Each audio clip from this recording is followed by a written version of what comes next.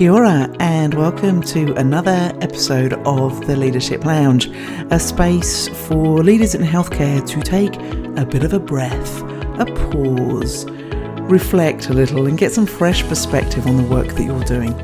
I'm Katie and I'm your host, and with 3 decades of working in healthcare, I now work with leaders and their teams to help them manage the demands and the complexity of their work so that you can feel hopeful and excited about the great stuff that you get to do.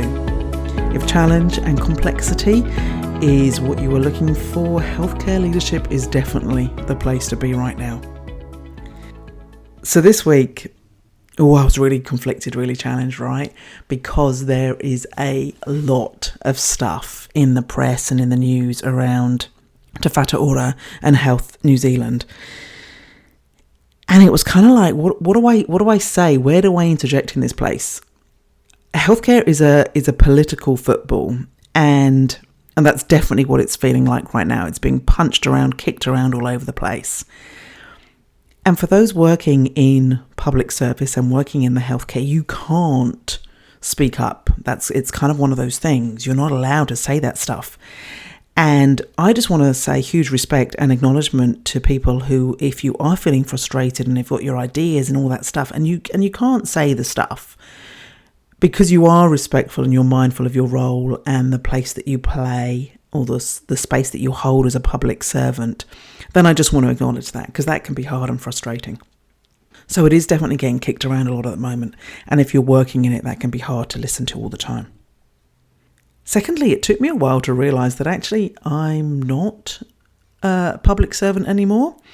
And, you know, that's hard to shift from. I've worked, like I said, 3 decades of working in the public sector, where that was also my values and my respect around, I may not agree with certain things, but this is the job I'm here to do, and that kind of stuff. So it got me challenging and thinking about, okay, well, what do I say then? What is my space? What is the thing I want to offer into this conversation?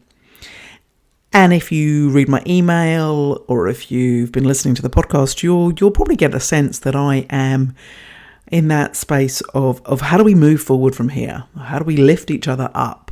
I'm not into the dragging down and moaning and the negative self-talk, but equally, I don't want to ignore the hard stuff. And equally, I want to be really mindful and respectful of everybody who is involved and working in the healthcare sector at the moment, because I believe that everybody is doing the best they can.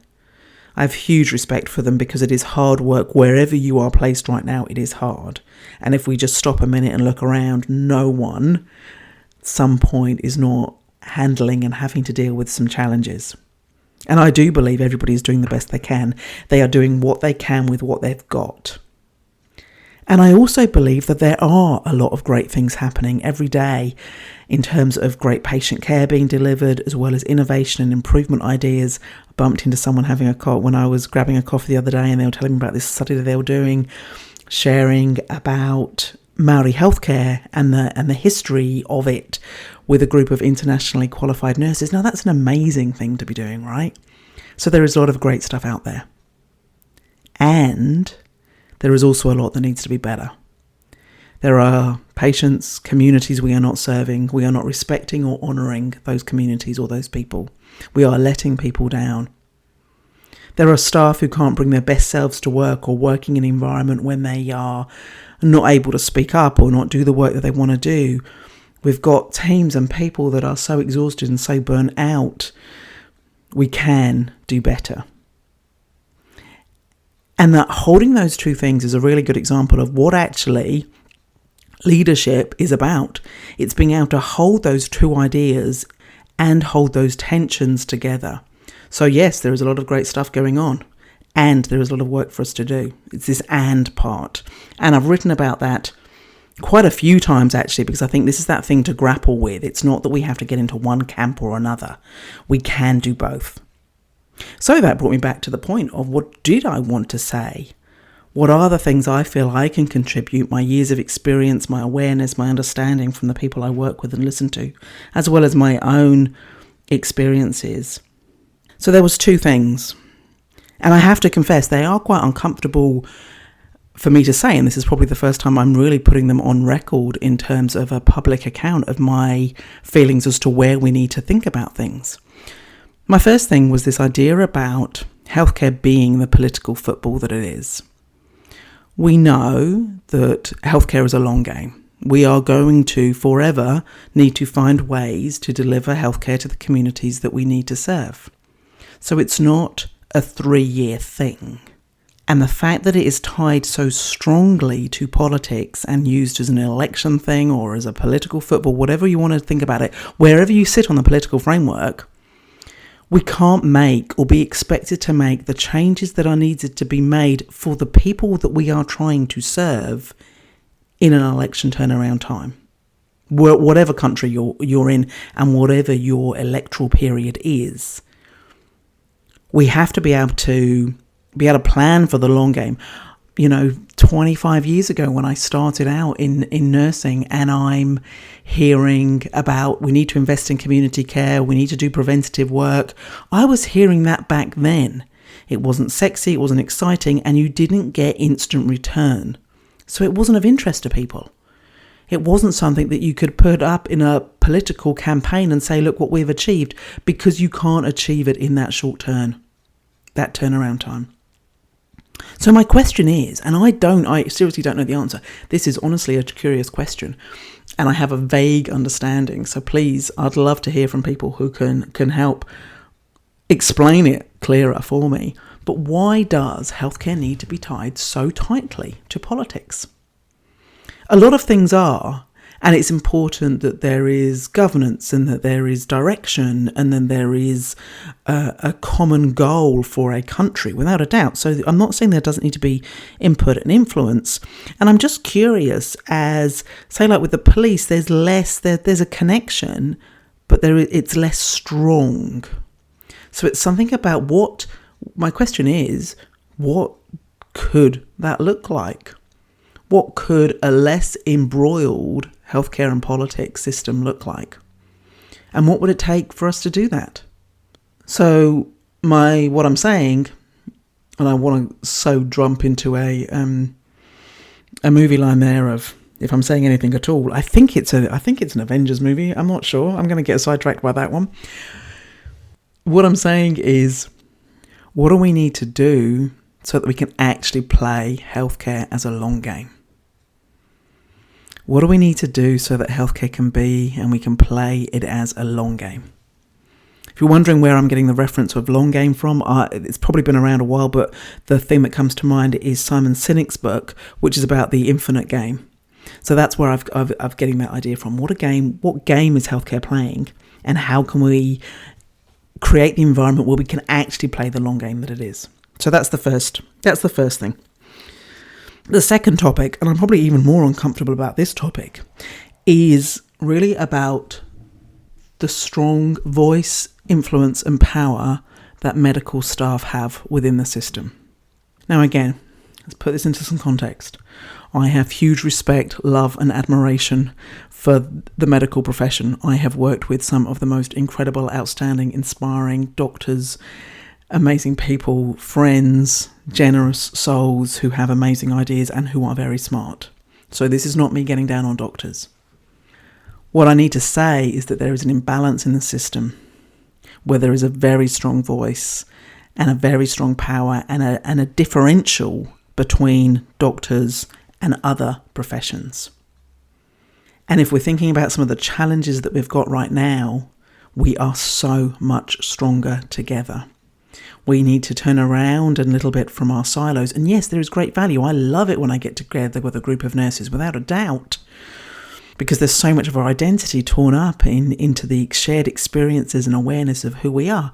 But that is the same for pharmacists and occupational therapists and speech and language therapists and physios and the other 40 plus or maybe 50 plus allied health professions that work within the healthcare system. And we need every single one of them. The clinical input, expertise and care that can be provided is something that we can all contribute to. And at the moment, the balance is off. So what could that look like? What needs to shift and change so that balance is more distributed? so that the voices are more distributed, so that we focus, yes, on who we are as professions and what we bring, but equally, what do we bring together? What can be done differently? We are facing workforce challenges in every sector. So this is time to go, okay, what is actually needed to be done, and who needs to do that, and how, what are different ways that can be done? Just because it's always been done like that doesn't mean to say that that's what the world today or the world of tomorrow needs it to be done by or like. So you can probably tell in my voice, my concern that I hope I am coming across genuinely around the fact that this does need to change, but equally full of respect. And I hope that's what's coming across.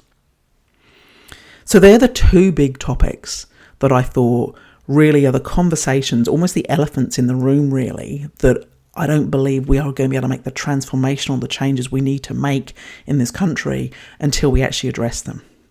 This idea of how can we become less of a political football and less tied to that electoral turnaround and be allowed to play the long game that healthcare is, and what needs to shift and change within the strong base and influence setting of the medical profession.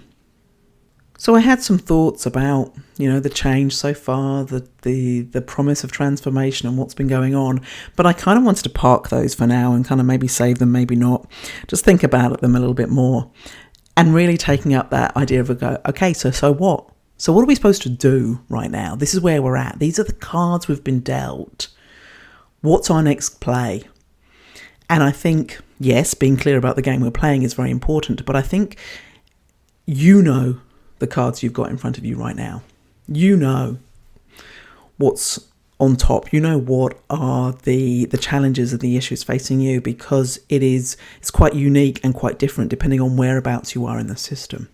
So if you're in those very senior leadership roles in regional or national spaces, then I'm really hoping that there is that opportunity to have some conversations about what do we need to do differently? What are the elephants that we are not addressing or talking about? And how do we hold that tension between, yes, I'm a public servant and I have to respect the government that I am working for, and how do we have the courage to have the conversations that we need to do so that we can serve the people that we are trying to serve? So I guess it's around courage in that space as a senior leader. And I'm not saying those things are easy, but I think they're the conversations that I would like to be hearing up there, because the sort of the structure or the titles or whatever it is you're going to call people is kind of neither here nor there. It's about what are the conversations that those people are having that are going to enable our system to actually transform. And it was a huge leap, right, to go from 20 different separate entities, almost 29 little businesses into one. That was a huge merger, right? So we need to just lean back a little bit and ask our leaders to be having conversations about what are the things that really are going to make a difference. The second set of cards I thought about that might have been dealt to people, if you're in a leadership level at a district or a regional space.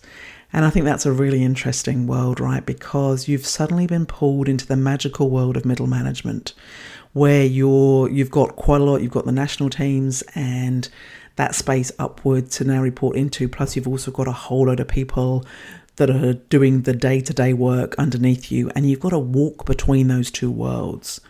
And so what I thought about was this concept of the balcony and the dance floor, and how you know where you're at, and how you know when to move back up to the balcony and when to move down to the dance floor. And actually, I believe that the regional spaces for collaboration and connection and incorporation of all the different districts within the region, creating those networks and relationships, that's what the balcony view is. And that's where the real future lies in terms of building these relationships. Because we all know that relationships are going to be everything in this space. So how much time are you spending in that space? How much are you thinking about how we're setting people up for success in the future? What do we need to be talking about? What are the conversations that need to be had in that level that encourages collaboration and connection and relationship building across a region? And then flipping it around to down into the dance floor in terms of how do I get out people's way so they can do their job? How much can I trust people to get on with what they need to do so that I don't have to be doing their job as well as my job, and that I can be empowering them, letting them do it because they're closer to the issues, right? So how can I get out of people's way? How can I show trust and build trust so that people can do the job and I can be doing work at that connection, collaboration at that regional space? So yes, you've got to get out of people's way so they can do their job, but equally you need to understand what their world is like and what's going on.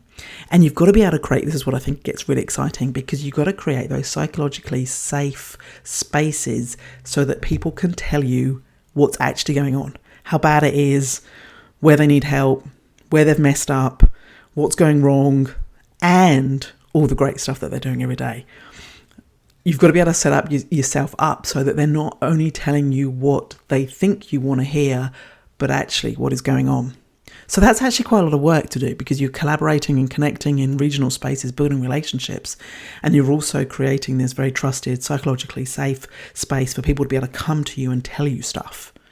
You've got to be able to know that when is the time to step in and be alongside someone on the dance floor or in the weeds, whichever analogy you like to use, and when is it time to sort of lean back a bit and let people get on. What does support look like versus what does micromanaging look like? You've got lots of those things to go on, so a big lot of work going on in that space around things. But I think that connection and response and relationship part kind of goes both ways. So what are your relationship building skills like in all of those spaces? There are lots going on in that level. And then I got to thinking about the leadership level, like a service lead, a charge nurse, a nurse unit manager, a team lead, a unit manager, those kind of levels. So your kind of patient looking space that you're in, and wow, you've got the finger on the pulse of what is actually happening, what is actually being delivered, how it's actually working, what's going on, what's going great. But you've also got to be the bridge from everything that's coming down from above. So you're the really pivotal point between all of that stuff and that noise and the delivery of care. And I believe you have some of the most important roles in healthcare because you're sitting in that bridge space between the actual experience and the care that people have. And I can go off on a tangent here around the fact that we can think we've delivered care because we've ticked the box and we've done this and we've done that. But care is something you receive. And that comes down to, again, how have those connections been formed with the people? How has the safety been created for those people? All of that kind of stuff. Have they felt welcomed and seen and all of this? So this is huge. It's like, this is clearly turning into a podcast about how do we build relationships, which I hadn't really thought about when I started making these random notes about what I thought was going on right now. So I think if you're in one of those roles, you've got your challenges that you're sort of faced with is how do you have those bold and courageous conversations with your boss? If I've said to that level that they need to create the spaces so that they can hear what is actually going on, then you need to have the courage to tell people what's really going on and what it's really like and what's working really well and what needs to be different.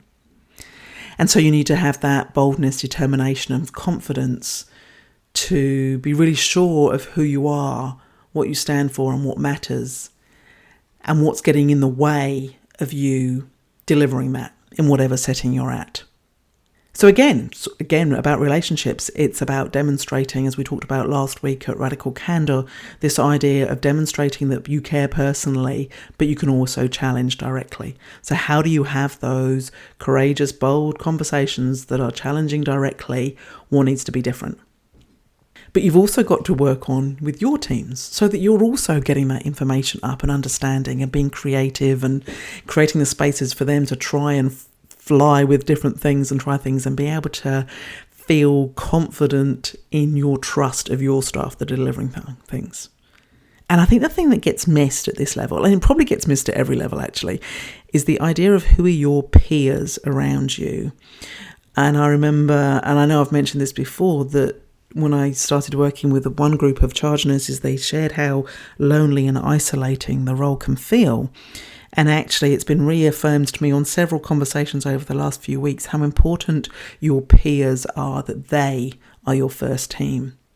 So I think when you're particularly stepping up into some of it's a first-time leadership role, then you often don't think about that because it's not obvious, because you've gone from a group of peers and now you're the boss, so therefore I'm the boss, right? But actually you've got peers around you, so it's finding them and building those relationships. Because, and here's some real magic, right? Because, as I said, I believe and I hear stories of amazing things being done all over the place. When you start connecting with people, whether that be within your district or your region, around different things that are going on, you start to spot the bright spots. You start to spot what's really working, and you can then share those ideas. You can steal a bit, tweak a bit, share a bit, pass that one up to your boss who might not have heard about it, and actually will start to pull all those things together. I remember we did one of the things I tried a few years ago was this thing called a walk and talk, and I'd encourage people to take their break, have a walk around the park, connect with people. And there was this amazing session once where 3 different educators turned up from 3 different areas, and they all started talking about a problem, and they realised they all had the same problem, and they all realised they all thought they were the only ones with that problem. And then all of a sudden they realised there are 3 other people working in the same building with the same problem, and they had this great conversation about different things they were trying. Now, I'm not saying we fixed it in that 20-minute walk around the park. I'm saying they suddenly realised they weren't alone, and they started to share ideas and bounce and build off the ideas and things that were happening. So there's a great amount of things that can be done in that space. Now, I'm going to get really real here, that I have painted this picture about these are the cards you've been dealt. If you're a very senior leader, this is the stuff I think should be the top of your mind. If you're in a district or regional lead, this is the stuff I think should be on your mind and where you're focusing. And if you're a team leader, unit manager, service lead, charge nurse, these are the things I think you should be thinking about. And all of that flies in the face of, this is winter. We have high demand, high pressure, and people are not getting a break during the day. How on earth am I supposed to think about this stuff? So I'm not saying this is easy, and I'm not saying that this is something that you dedicate 100% of your time to. I'm saying, if you're listening to the Leadership Lounge, this is your chance to think, reflect, and go, okay, where is the space I need to put a little bit of attention? Is it a relationship with X or Y? Is it building a connection over there? Is it finding someone who is my peer? Is it working out what bold conversation I have to have? Is it asking for feedback to say, can you tell me anything, or do you only tell me what I want to hear? How are you going to create that? Thank you for listening to the Leadership Lounge and giving yourself that space to have that reflection, because time and time again, people hair into a session with me when I'm doing coaching, and they kind of sit down and it's the only time they stop and think. And these are big jobs. These are important jobs, and healthcare needs people at their best. And we know to be at our best, we need these little times out to think about things. So less practical and less bounce and less funny stories in this episode. So, but I thought it was an important point, given the context, the news that was currently going on, for me to be able to get clear and to express that in terms of practical actions. So I think we have some elephants in the room around changing our healthcare system, and I think there is this: can it be? What could it look like tied less strongly to politics and a 3-year cycle, so we can actually make some gains on things that we know are going to make a difference? And how can we have a conversation with what's the conversation with a medical profession who have a lot of power and influence right now to go, what could that look like? What does that need to look like for us to succeed as a whole? And then considering the cards you've been dealt. What's actually on your plate right now, and what are the themes in that, and what are the things that are going to help you move towards the changes that we're trying to create, the spaces that we want people to live and work and thrive in for both our staff and the communities that we're serving. What's on your plate, and what are the things that are going to help you move that change, whether it be connection with somebody else, sharing some bright spots, talking about what could be better, having bold, courageous conversations, caring personally for people. There's a list of stuff in there. I put these things into slightly more logical order in my weekly email, the No Jedi email. You can sign up for that at www.katiequinney.com/subscribe. It is much shorter than the waffling, rambling that I appear to, that it feels like I've done today. I don't think it is. I think I'd got it clear. I'm pretty sure I've got it clear. In my mind, anyway. I'd love to hear from you as to how that is landed and the challenges that are on your plate right now, because they're the conversations I actually want to have. What are the challenges on your plate right now? And let's talk about them. So I'd really love to hear from you. I'd also really appreciative of some of the feedback I've been having lately. I've got a couple of great comments and quotes that people have given me about what they're getting from the podcast, and I'm going to work out ways that I can share those, whether on the website or on social media. So do come and find me on LinkedIn. I have a Facebook page which is called The Leadership Hub. Is it called Yes, it is called The Leadership Hub. You see, there you go, no idea. I'm on Instagram as well, but really that's just pictures of my garden and my cats, really, with a few commentaries around walking around the park. But that's quite interesting if you're into that kind of thing. You can get hold of me via my website as well. And I would genuinely love to connect with you and hear what's going on. And then you get to see the things that people are saying. And one of the top tips I was sent was to ask you if you're enjoying these what are they, podcasts? See, I've tipped over the 25 mark now. That's it, me done, really. I can't talk for more than 25 minutes, clearly. And actually, to be fair, I don't think you should be listening for more than 25 minutes. Do a star rating. If you're listening on Apple or if you're listening on Spotify, you can pop a star rating in. Follow me, write a review. That'd be really awesome, because that helps attract more people, and that will bring more people into the conversations and the community of people who I know are determined, gritty, hardworking, and really committed and motivating to creating the healthcare system that we all want. Thanks again for listening. I'm Katie, I'm your host, and I will be back next week and listening and talking some more in the Leadership Lounge. Take care.